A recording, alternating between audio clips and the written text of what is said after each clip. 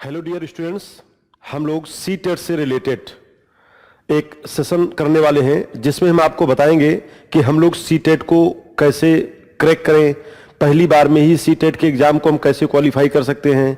या हम यहाँ पर देखेंगे कि पैडागोजी का जो सेक्शन, कई स्टूडेंट्स कहते हैं कि बड़ा टफ होता है, एक्चुअल में वो टफ नहीं होता है। पैडागोजी का सेक्शन ज़्यादातर हमें समझने वाला होता है। सी टेट के सिलेबस को डिजाइन करते हुए ये देखा गया है कि एक तो हमारा 15 नंबर का जो आता है वो थ्योरी बेस्ड होता है, और कुछ जो 15 नंबर के क्वेश्चन हैं वो हमारे पैडागोजी से रिलेटेड होते हैं। पैडागोजी का मतलब होता है शिक्षा शास्त्र से संबंधित या शिक्षण शास्त्र से संबंधित। तो सबसे पहले सी टेट की तैयारी करते समय हमें कई चीजों को ध्यान में रखना होगा। सबसे पहला तो यही ध्यान रहेगा कि हमें पता होना चाहिए कि जिसकी हम तैयारी करने जा रहे हैं उसका सिलेबस क्या है, उस सिलेबस में क्या क्या चीजें पूछी जा सकती हैं। और यदि हम अपने सिलेबस को 100% तैयार करते हैं तो इस बात की पूरी संभावना है कि हमें इजीली एग्जाम में क्वेश्चन मिल जाएंगे। तो आइए देखते हैं कि सबसे पहले सी टेट में सिलेबस हमारा क्या क्या है। तो सी टेट के सिलेबस में आप देखेंगे, सबसे पहला हमने यहां पर सिलेबस को ही लेकर चले हैं। जो थ्योरी वाला पॉइंट है, फैमिली एंड फ्रेंड्स, यानी परिवार और मित्र। जब हम परिवार और मित्र की बात कहेंगे तो इसी परिवार और मित्र के भीतर भी कई चीजें दी गई हैं। सपोज करें परिवार और मित्र के भीतर भी देखें तो यहां पर रिश्ते यानी रिलेशनशिप, वर्क एंड प्ले,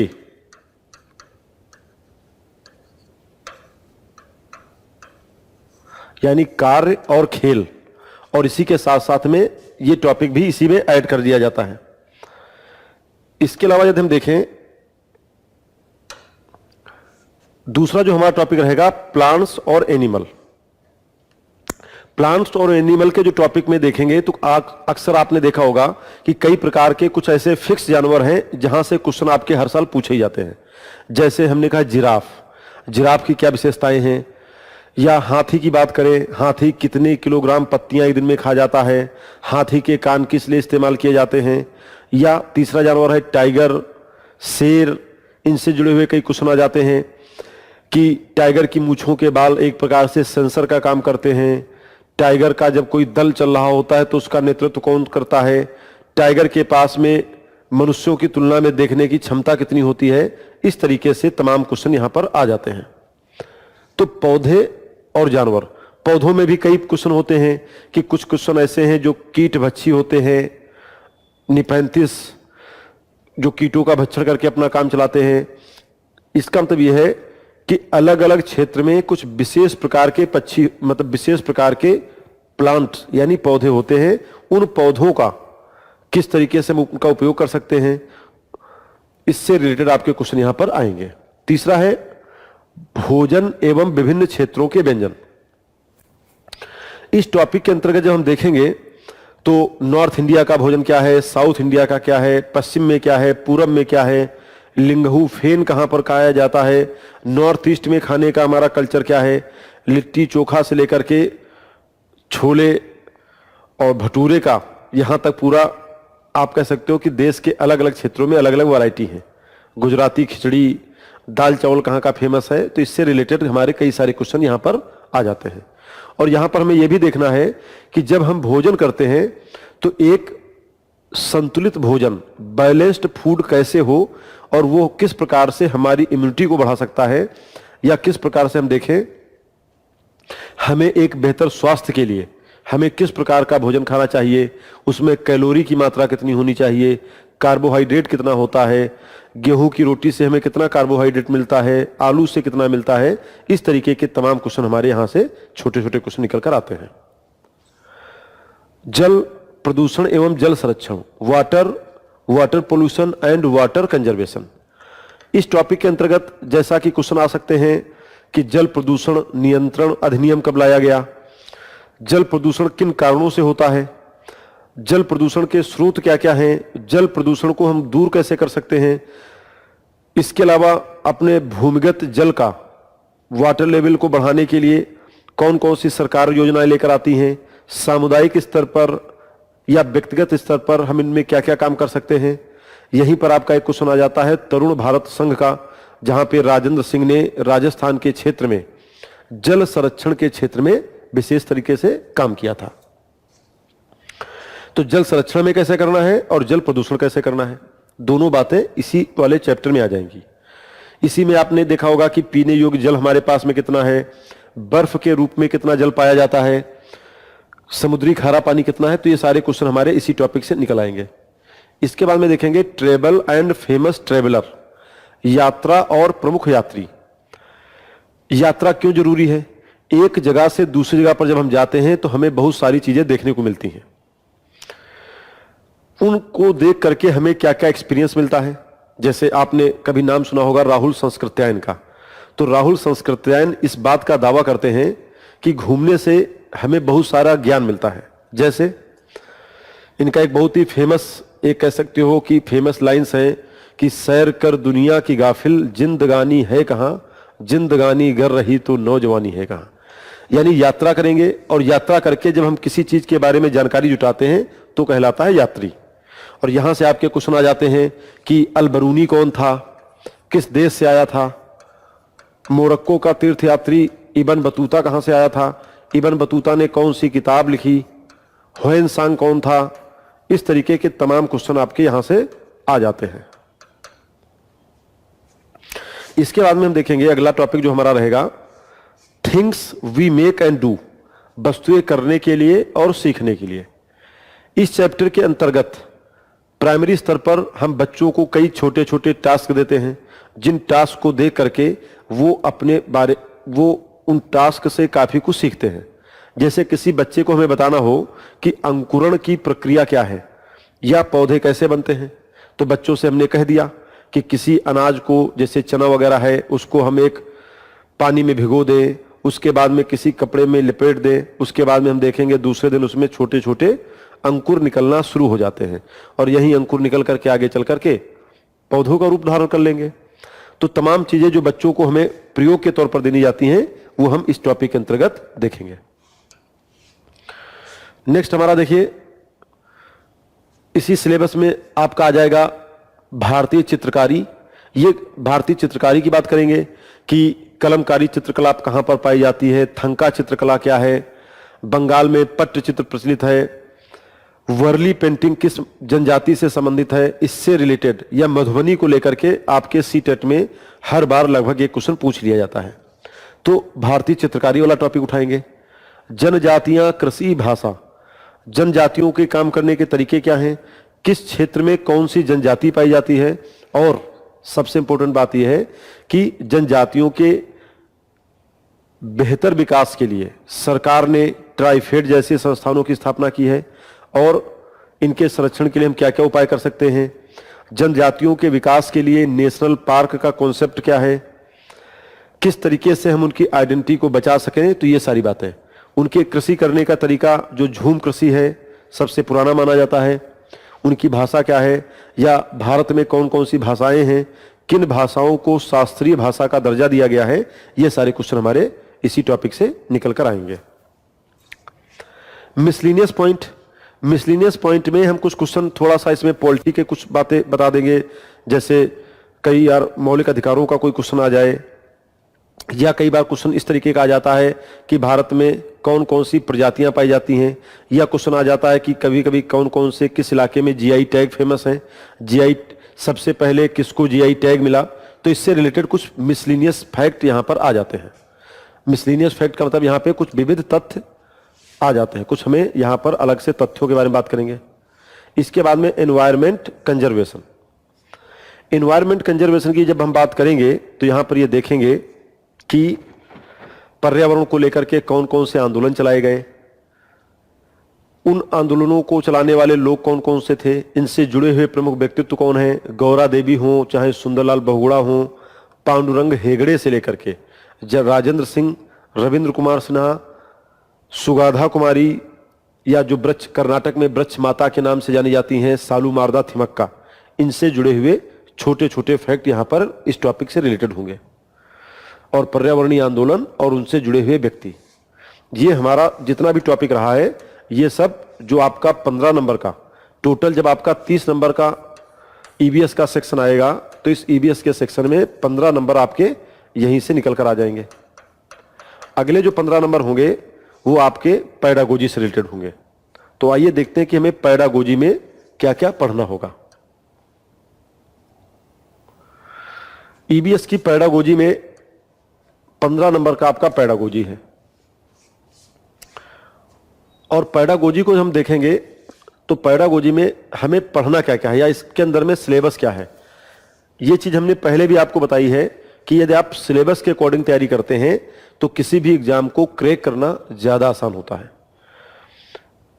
कम से कम जो सिलेबस आपका है वो एक बार आप तैयार कर लेंगे तो बार बार तैयार भी नहीं करना है, और सिलेबस भी जब आपका मेंशन किया गया है तो उसी के अकॉर्डिंग तैयारी हो। तो इसमें हमें पढ़ना क्या क्या है। सबसे पहले हमें पढ़ना है कि पर्यावरण शिक्षण क्या है, यानी पर्यावरण शिक्षण का अर्थ क्या है। Meaning of environment, environmental teaching. पर्यावरण शिक्षा क्या है, जो पर्यावरण में रहकर पर्यावरण के माध्यम से दी जाती है, पर्यावरण के लिए दी जाती है। और पर्यावरण जब बचेगा तो पूरी मानव जाति भी बचेगी। मानव जाति और पर्यावरण दोनों एक दूसरे पर आश्रित हैं, और जब बच्चों को हम शुरुआत से ही पर्यावरण की शिक्षा देंगे तो वो भविष्य में एक बेहतर नागरिक बनेंगे। और यही शायद प्राइमरी सेक्शन में रखने का इसका एक उद्देश्य भी होगा। दूसरा जो हम इसमें टॉपिक पढ़ेंगे, पर्यावरण शिक्षण नीति। पर्यावरण को लेकर के कौन कौन सी शिक्षण नीतियां प्रचलित हैं, उन शिक्षण नीतियों के द्वारा, उन शिक्षण नीतियों का प्रयोग करके बच्चे के भीतर हम कौन कौन से स्किल्स को डेवलप कर सकते हैं, इससे रिलेटेड यहां पर हम अलग अलग पहलुओं पर चर्चा करेंगे। तीसरा आपका क्या है, पर्यावरणीय कौशलों का विकास। कौशलों की जब हम बात करते हैं तो कुछ कौशल होते हैं ये जन्मजात, और कुछ आसपास के पर्यावरण कारकों पर निर्भर करते हैं। कौशलों का विकास तो तभी होगा कि जब बच्चे के अंदर में एक अंडरस्टैंडिंग, एक समझ विकसित होगी, और उसके आसपास का एरिया कैसा है, उसको पढ़ाने वाले लोग कैसे हैं, उसका माहौल कैसा है। तो पर्यावरणीय कौशलों का विकास, इस चैप्टर को भी हम यहां पर देखेंगे। इसके अलावा पर्यावरण की विषय वस्तु, एनसीएफ 2005 की विषय वस्तु। जब हम एनसीएफ 2005 कहते हैं तो इसका मतलब क्या है, नेशनल करिकुलम फ्रेमवर्क। नेशनल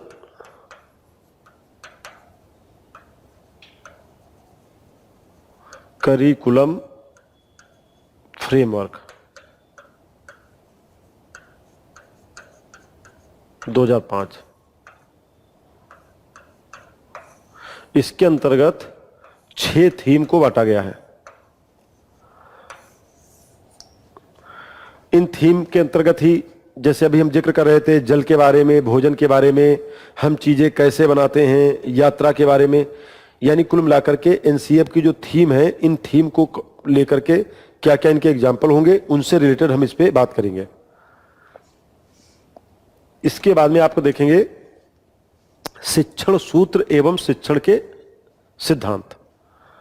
शिक्षण सूत्र के अंतर्गत में बच्चों को हम कौन कौन से टीचिंग फॉर्मूले दें बच्चों को, यानी शिक्षण के कौन कौन से सिद्धांत होंगे, कौन कौन से ऐसे फॉर्मूले होंगे जिससे बच्चों को समझ में बेहतर आना चाहिए। कहानी विधि का हम प्रयोग कैसे कर सकते हैं, बच्चों को हम होमवर्क कैसे दें, प्रोजेक्ट विधि क्या है, निदर्शन विधि क्या होगी, असेसमेंट विधि क्या होगी। तो इस तरीके से हम यहाँ पर कुछ ऐसे प्रिंसिपल्स और फॉर्मूले का प्रयोग करेंगे जो बच्चे की अंडरस्टैंडिंग, बच्चे की बोधगम्य क्षमता को बढ़ाने में सहायक सिद्ध होगा। तो ये हमारा सिलेबस का एक पार्ट है। इसके अलावा पर्यावरण शिक्षण की विधियां, टीचिंग मेथड की किस तरीके से एक टीचर का बहुत बड़ा रोल होता है क्लासरूम के बच्चों के लिए, खासतौर से प्राइमरी सेक्शन के लिए। वहां पर बच्चा आपसे कैसे कनेक्ट हो पा रहा है, बच्चा कहीं डरता तो नहीं है, क्या बच्चा अपनी सारी समस्याएं टीचर को बता पा रहा है, बच्चों को क्लास में मजा आ रहा है या बच्चे बोरियत फील कर रहे हैं। बच्चे जब अपने घर से स्कूल के लिए आते हैं तो उनको, कुछ बच्चे ऐसे होते हैं जो रोना शुरू कर देते हैं, नहीं हमें स्कूल नहीं जाना है, तो घर वाले कहते रहे नहीं बेटा स्कूल चले जाओ, पढ़ना बहुत जरूरी है। कुछ बच्चे क्या होते हैं, पता चलता है कि 7 बजे का स्कूल है तो 6 बजे अपने आप ही उठ जाते हैं, अपने आप ही तैयार हो जाते हैं कि हमें स्कूल जाना है, स्कूल जाने की उत्सुकता होती है। तो ये डिपेंड करता है कि वहां के टीचर का व्यक्तित्व कैसा है, वो बच्चों के साथ में किस तरीके से घुल मिल करके रह पा रहा है। तो ये डिपेंड करता है कि शिक्षण हम कैसे दे रहे हैं। और इसके अलावा पर्यावरण शिक्षण सहायक सामग्री, जब हम सहायक सामग्री का जिक्र करते हैं तो जैसा कि आपने सुना होगा, श्रव्य सामग्री जो ऑडिबल होता है, जो सुनकर किया जाता है, एक होता है दृश्य सामग्री विजुअल एड, और एक होता है दृश्य श्रव्य दोनों, यानी सुनाना भी है और दिखाना भी है। तो पर्यावरणीय शिक्षण सहायक में किन किन चीजों की जरूरत पड़ सकती है? ब्लैक बोर्ड से लेकर के, प्रोजेक्टर से लेकर के, कॉपी किताबों से लेकर के, चार्ट डायग्राम से लेकर के, जितनी भी चीजें क्लासरूम की बेहतरी के लिए हों उनको हम यहां पर देखेंगे। तो यहां पर हम देखेंगे पर्यावरण शिक्षण सहायक सामग्री, इस चैप्टर को भी डिफाइन करना है। और उसके बाद में लास्ट में हमारा होगा पर्यावरण का मूल्यांकन, पर्यावरणीय शिक्षा का मूल्यांकन। तो कुल मिलाकर हम देखें तो इतने जो चैप्टर हैं ये हमारे पूरे सिलेबस का पार्ट है।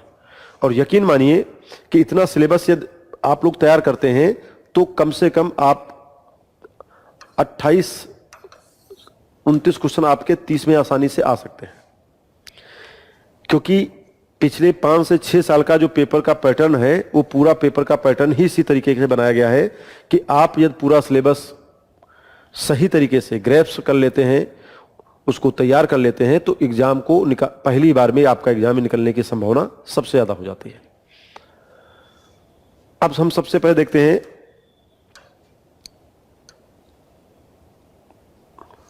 Environmental education.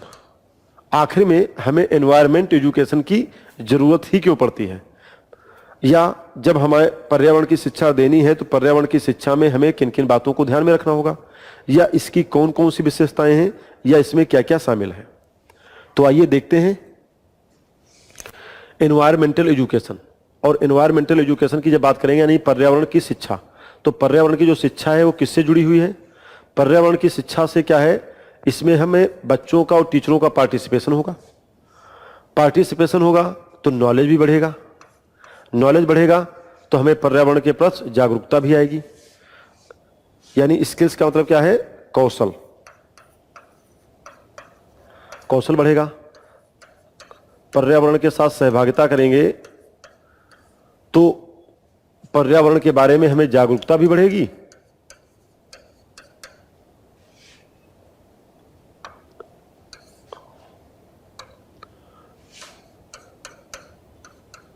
जागरूकता, ज्ञान भी आएगा और अभिवृत्ति का भी विकास होगा। यानी कहीं न कहीं देखा जाए ये जितनी भी चीजें हैं ये सब एक दूसरे से इंटरकनेक्टेड हैं, और इसीलिए इन्हीं सब बातों को ध्यान में रखकर हमें इनको पढ़ना होता है। अब देखते हैं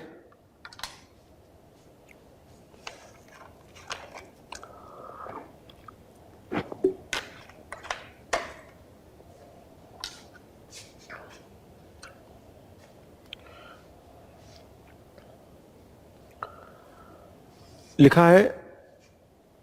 अब यहां पे कुछ चीजों का डिस्कशन कर लेते हैं कि आखिर में जो हम पढ़ने जा रहे हैं तो हमें किस तरीके से पढ़ना है, या आज के सेशन में हमें किस तरीके से देखना है कि पर्यावरण के बारे में हम क्या समझते हैं। तो यहां पर जब हमने पर्यावरण की बात कही तो पर्यावरण, यहां पर पर्यावरण के संरक्षण के लिए 1986 में एक एक्ट बनाया गया, एनवायरमेंटल एक्ट, और इसी अधिनियम को हम कहते हैं अम्ब्रेला एक्ट। इसी को हम कहते हैं छाता विधान।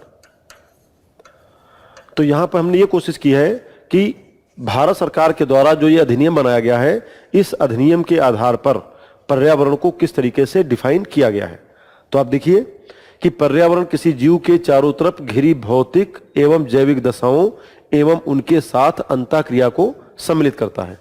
जैसे मान लीजिए कोई एक जीव है, तो इस जीव के चारों तरफ क्या होगा? एक जीव, यदि आप अपने आप को एग्जाम्पल के तौर पर देखो तो आपके आसपास में पेड़ पौधे होंगे, आपके घर वाले होंगे, पड़ोसी होंगे, यानी आपके आसपास क्या है? जैविक चीजें हैं, यानी जिनमें जीवन है, और कुछ अजैविक चीजें होंगी, टेम्परेचर है, मिट्टी है, प्रेशर है, सूर्य का प्रकाश है, जल है, ये सारी चीजें क्या हो जाएंगी? अजैविक। तो यहां से परिभाषा में क्या देखो कि किसी जीव के चारों तरफ घिरे, ये जीव है, जीव के चारों तरफ से घिरे, जैविक और अजैविक, अजैविक को हम क्या कहेंगे? भौतिक कहेंगे। उनके साथ अंतःक्रिया को सम्मिलित करता है, इनका असर जीव पे क्या पड़ेगा और जीव का असर इन पर क्या पड़ेगा, यानी एक प्रकार से टू वे प्रोसेस है। तो इसका मतलब क्या है? भौतिक और जैविक संकल्पना ही है। और इस जैविक और भौतिक संकल्पना को आप कुछ इस तरीके से देखेंगे कि जैसे हमने कहा यहां पर स्थल मंडल, लिथोस्फीयर, ये हो गया जल मंडल, ये हो गया वायुमंडल, और तीनों जगह पर जीव पाए जाते हैं, तो ये हो गया आपका जैवमंडल या जैविक पर्यावरण। यानी वायुमंडल, स्थल मंडल, एटमॉस्फेयर, वायुमंडल को हम कहते हैं एटमॉस्फेयर, स्थल मंडल को लिथोस्फीयर, और तीसरा है जल मंडल यानी हाइड्रोस्फीयर। और इन सबके बीच में क्या है? जैविक मंडल, या इसी को हम जीव मंडल भी कह देते हैं। यानी जीवों का विस्तार तीनों जगह पे पाया जाता है। तो पर्यावरण के बारे में मुख्य दो चीजें हैं, भौतिक और अजैविक, और दूसरा है जैविक। और इन्हीं का जब हम विस्तार करते जाते हैं तो यहां से तमाम प्रकार के क्वेश्चन निकल कर आते हैं। ओवरऑल देखा जाए तो इसके अंतर्गत वही चीजें हैं जो हमारी एनसीएफ 2005 में है। एनसीएफ 2005 का अल्टीमेट उद्देश्य क्या है? कि बच्चों को बिना बोझ के हम शिक्षा दें। तो यहां पर हमने कोशिश की कि पर्यावरण अधिनियम के अनुसार में इसकी जो परिभाषा दी गई है वो परिभाषा क्या है। अब हम यहां पर देखेंगे कि पर्यावरणीय शिक्षा को लेकर के पर्यावरणीय शिक्षा है क्या।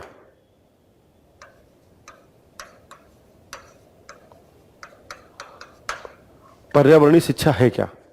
तो यहां पर इसकी परिभाषा देखो क्या है। वह शिक्षा जो पर्यावरणीय घटकों का विस्तृत ज्ञान, यानी जैविक और अजैविक का विस्तृत ज्ञान, मनुष्य के मध्य अंतर संबंध हो, हमारे आसपास में क्या है उनका विस्तृत ज्ञान, उनके बीच के संबंध और संबंधों के आधार पर उनमें निर्भरता कैसी है, एवं इसके प्रति संचेतना का विकास कर पर्यावरण की अभिव्यक्ति व कौशल का विकास करती है। यानी ये सब इसके कीवर्ड्स हैं। पर्यावरणीय शिक्षा वह शिक्षा है जो हमारे विस्तृत ज्ञान को जिसके माध्यम से हमें पर्यावरण के बारे में ज्ञान होगा। फिर हमें ज्ञान किसका होगा? भौतिक और अजैविक घटकों का, भौतिक और जैविक घटकों का।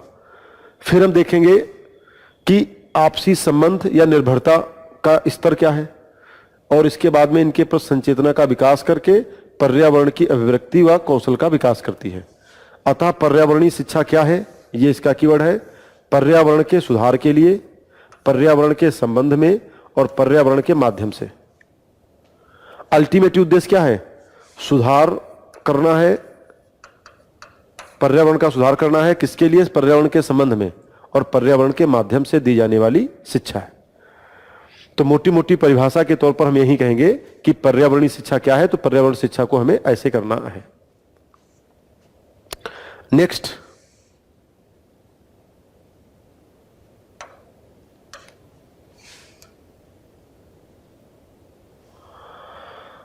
अब यहां पर पर्यावरण को लेकर के सरकार का एक प्रोग्राम है, बहुत पहले से चल रहा है, 1988 से ही चल रहा है।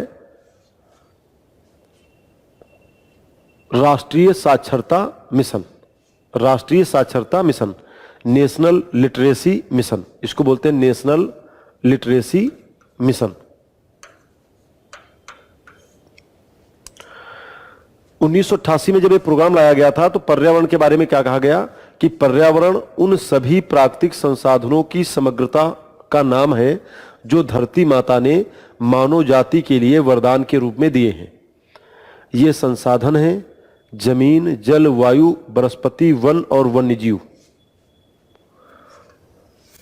अक्सर आपने अभी भी देखा होगा, जब भारत के नए राष्ट्रपति का चुनाव आया और राष्ट्रपति द्रौपदी मुर्मू चुन जब ली गई तो उनका जो पहला भाषण ही था तो उन्होंने सबसे पहले अपने भाषण में इसी बात का जिक्र किया था, जल जंगल जमीन इनका हमें संरक्षण करना होगा।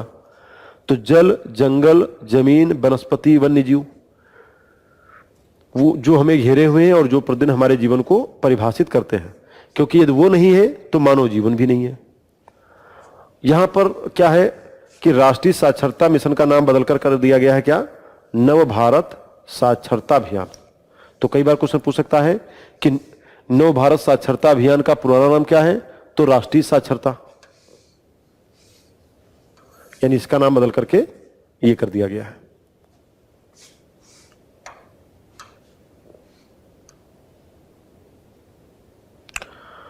पर्यावरणीय शिक्षा को लेकर के ओडम क्या कहते हैं, पर्यावरण शिक्षा मानव के चारों ओर व्याप्त जीवित तथा भौतिक वातावरण की शिक्षा है। अल्टीमेटली देखा जाए तो कुछ कम या ज्यादा, यदि आप इसका कीवर्ड याद करते हैं कि जीव के चारों तरफ जो कुछ भी पाया जाता है उसके बारे में जो शिक्षा दी गई वही हमारा है पर्यावरणीय शिक्षा। तो निष्कर्षता क्या कह सकते हैं कि शिक्षा के माध्यम से मनुष्य पर्यावरण की महत्ता को समझे, पर्यावरण के संतुलन को बनाना सीखे और पर्यावरण के सुधार के लिए प्रयत्न करे। यही प्राथमिक शिक्षा का मूल है। और आज जब पर्यावरण का संतुलन नहीं बन पा रहा है, पर्यावरण को नुकसान पहुंच रहा है, तो आज आप देखते हैं कि ग्लोबल वार्मिंग जैसी समस्याएं हो रही हैं। वर्ष 2022 में आप देख रहे हैं कि इस समय जो जुलाई अगस्त का महीना चल रहा है, इसमें यूरोप की नदियां सूखने लगी, बर्फ पिघल रहे हैं, यूरोप में भीषण जल संकट उत्पन्न हो पा रहा है। कई ऐसी जगह हैं जहां पे बरसात होती नहीं थी, वहां पे अतिवृष्टि होनी शुरू हो गई है। तो ये सब चीजें निश्चित तौर पर मनुष्य के जीवन के हिसाब से देखा जाए, यदि वातावरण हमारा सुरक्षित नहीं होगा, यदि हमारा पर्यावरण सुरक्षित नहीं होगा, तो आने वाले समय में मानव जाति को लिए मुश्किल हो जाएगा।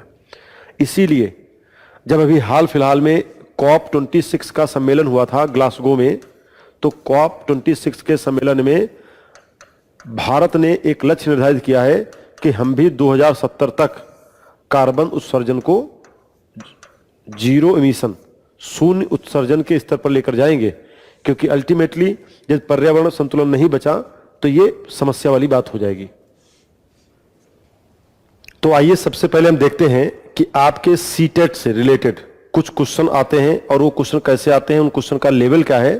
और यदि आप ध्यान से देखेंगे तो क्वेश्चन उतना टफ नहीं है, बस केवल हमें पढ़ने की जरूरत है। कई बार क्या होता है कि हम लोग जल्दबाजी में पढ़ जाते हैं तो क्वेश्चन का मतलब ही नहीं समझ पा रहे हैं कि आखिर में पूछ क्या रहा। तो आइए पहले हम लोग एग्जाम्पल के तौर पर जो आज का सिलेबस हमने डिस्कस किया है पर्यावरणीय शिक्षा से संबंधित और किस तरीके के क्वेश्चन आते हैं, तो कुछ 7-8 क्वेश्चन यहां पर हम लेकर आए हैं जिसको आप जान सकें कि हमें कैसे चीजें करनी है। तो देखिए यहां पे क्वेश्चन क्या है कि आपके सीटेट में जो क्वेश्चन है उनको आपको ध्यान से पढ़ना है, यानी उनको टाइम देना है प्रॉपर। और टाइम यदि आप देते हैं तो क्वेश्चन यहां पे सही होने की संभावना सबसे ज्यादा है। तो देखिए कि पर्यावरण अध्ययन पढ़ाने के लिए निम्नलिखित में से कौन सा उद्देश्य संबंधित है। इसका मतलब यह है कि पर्यावरण अध्ययन जब हम बच्चों को पढ़ाते हैं तो इनमें से कौन सा उद्देश्य संबंधित है। शिक्षार्थियों में वास्तविक जीवन की चिंताओं के विषय में समझ विकसित करना, शिक्षार्थियों में सामाजिक मूल्यों एवं भावनाओं का विकास करना ताकि वे स्वस्थ स्पर्धा के लिए तैयार हो सकें, शिक्षार्थियों को प्रश्न पूछने के लिए प्रेरित करना। तो अल्टीमेटली यदि हम देखें तो यहां पर आपका सही आंसर क्या होगा, तो यहां पर पर्यावरण का यह भी उद्देश्य है, इसका भी उद्देश्य है, इसका भी उद्देश्य है। तो अल्टीमेटली आंसर आपका क्या हो जाएगा, उपरोक्त सभी। इसका आंसर आपका क्या हो जाएगा, उपरोक्त सभी। बात समझ में आ रही है। नेक्स्ट देखते हैं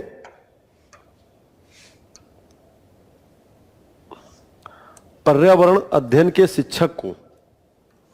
यहां पे आपको यह सोचकर अपने आप को ऐसे देखना है कि आप एक खुद शिक्षक हैं, प्राइमरी स्कूल के बच्चों को आप डील कर रहे हैं, तो हम उन्हें कैसे डील करें या किस तरीके से हम उन्हें बेहतर तरीके से समझा सकें।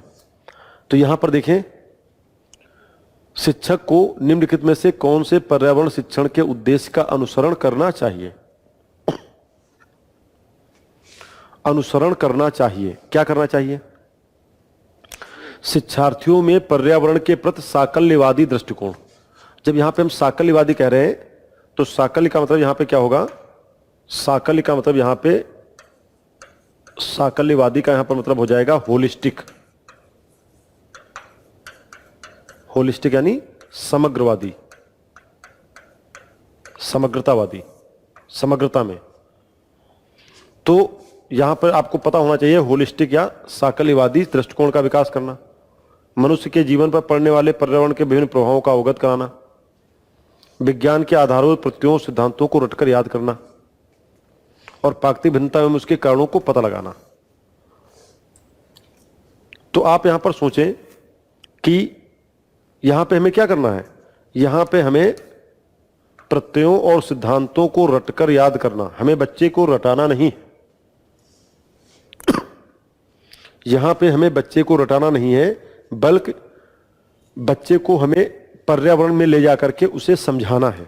तो यहां पे रटाने वाला जो क्वेश्चन होगा वो आपका गलत हो जाएगा और बाकी जितने भी चीजें हैं वो सब हमारे उद्देश्यों का अनुसरण करती हैं।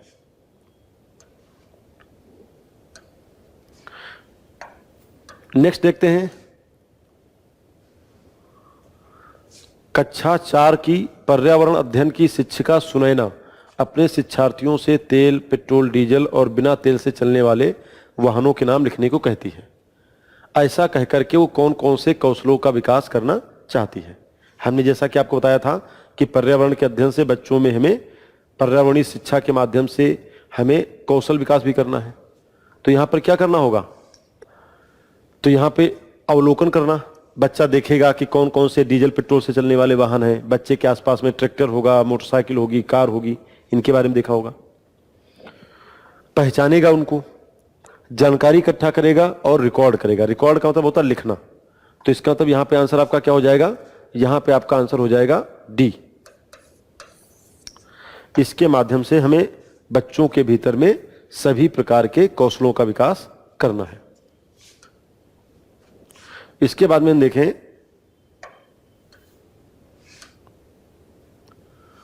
प्राथमिक स्तर पर ईबीएस की पढ़ाई का एक प्रमुख उद्देश्य है।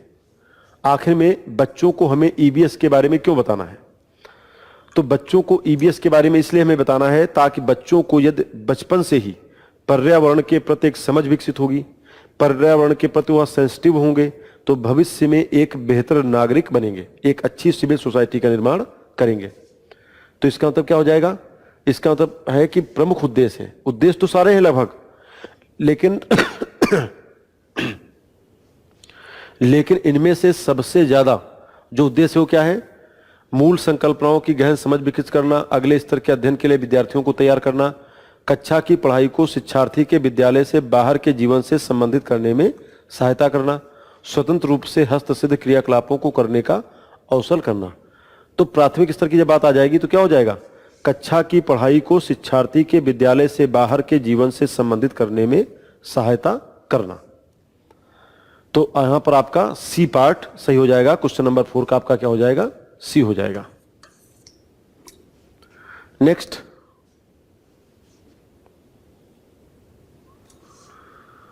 प्राथमिक स्तर की ईबीएस की पाठ्यचर्या को शुद्ध विज्ञान और सामाजिक विज्ञान की संकल्पनाओं को सम्मिलित करके विकसित किया गया है।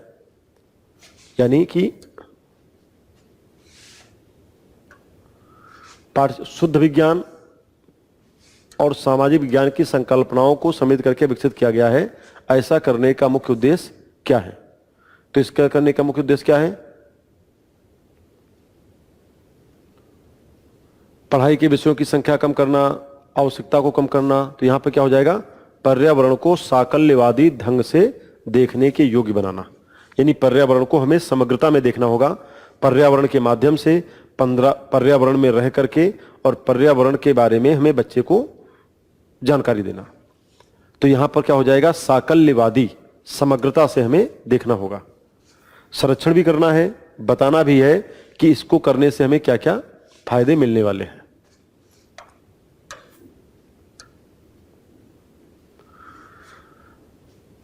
सामाजिक विज्ञान के संदर्भ में पर्यावरण अध्ययन पढ़ने का कौन सा उद्देश्य नहीं है?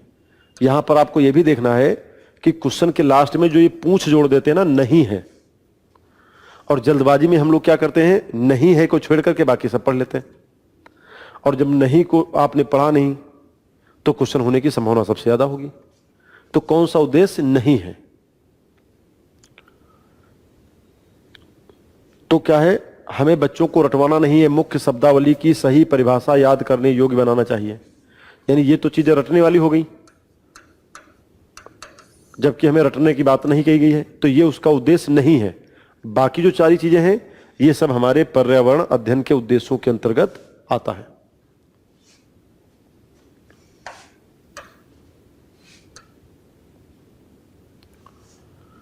ये आपका एवरग्रीन क्वेश्चन है जो कई बार आपका एग्जाम में पूछा गया है। ईबीएस का अर्थ क्या है? ईबीएस किस संक्षेपण में प्रयोग होता है? तो ईबीएस का अर्थ क्या है, किस में प्रयोग होता है? तो इसका मतलब क्या हो जाएगा आपका, एनवायरमेंटल स्टडीज।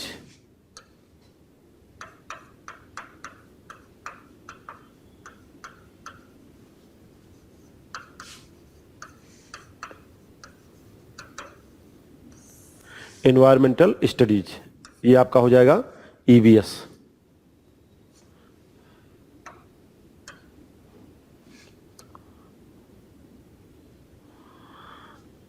कौन सा प्राथमिक स्तर पर पर्यावरण के शिक्षण का उद्देश्य नहीं है?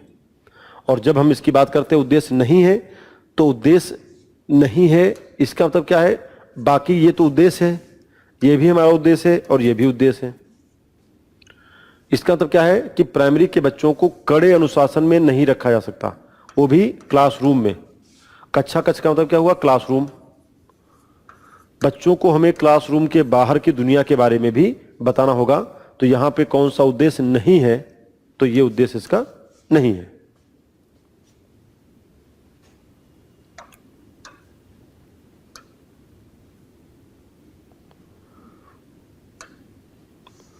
इसके बाद में है आपका कि प्राथमिक स्तर पर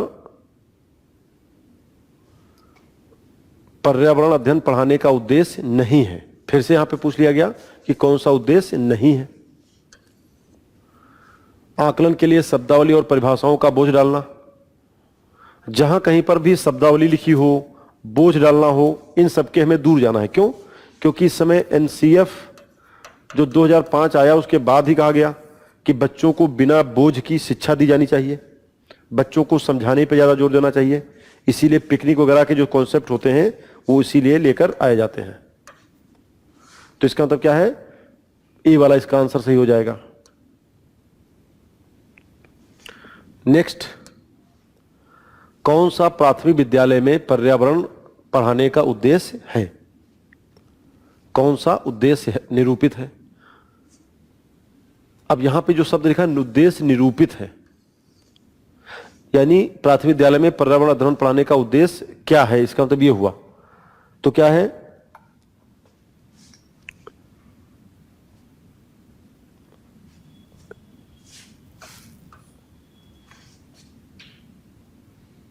तो यहां पर क्या हो जाएगा कि कौन सा हमें उद्देश्य नहीं बनाना, यानी इसका मतलब क्या है, निरूपित है, यानी यहां पे नहीं है। तो तकनीकी शब्दावली, परिभाषाओं को परिचित कराना, पर्यावरण अध्ययन से संबंधित तकनीकी शब्दों का आकलन करना, बच्चों को अनुभव को बाहरी दुनिया से जोड़ना, अपने ज्ञान का विस्तार करने के लिए बच्चों को सूचना देना कि उन्हें कौन सी पुस्तकें पढ़नी चाहिए। तो यहां पे कौन सा उद्देश्य है, मेन उद्देश्य क्या हो जाएगा? तो यहां का आंसर जो आपका बनेगा जाके, ये आपका बनेगा बी, विद्यालय में बच्चों के अनुभवों को बाहरी दुनिया से जोड़ना। इसका मतलब क्या है, उद्देश्य निरूपित किया गया। मेन इसमें से कौन सा उद्देश्य है निरूपित किया गया है, यानी कौन सा उद्देश्य बताया गया है। निरूपित करने का मतलब यहां पे यह है कि कौन सा उद्देश्य इसमें से बताया गया है। तो स्टूडेंट्स, हम आपको यह बताना चाहेंगे कि सीटेट का एग्जाम, जिसके लिए शायद दिसंबर में एग्जाम का नोटिस जैसा भी आ चुका है, और जो भी समय आपके पास है, अभी इतना समय है कि आप सीटेट का पोर्शन को कंप्लीट कर सकते हैं। और गैलेक्सी क्लासेस के द्वारा आपको समय समय पर इंफॉर्मेशन मिलती रहती है कि कब से बैच स्टार्ट होने वाला है या सीटेट का कब से स्टार्ट होगा। तो ये सारी जानकारी आपको मिल जाएंगी। और इसके अलावा जितना भी सिलेबस हमने आपको डिस्कस किया है, उन सिलेबस को एक एक करके अलग अलग समय में हम आपको बताएंगे। तो आज के लिए इतना ही। बहुत बहुत धन्यवाद। Thank you.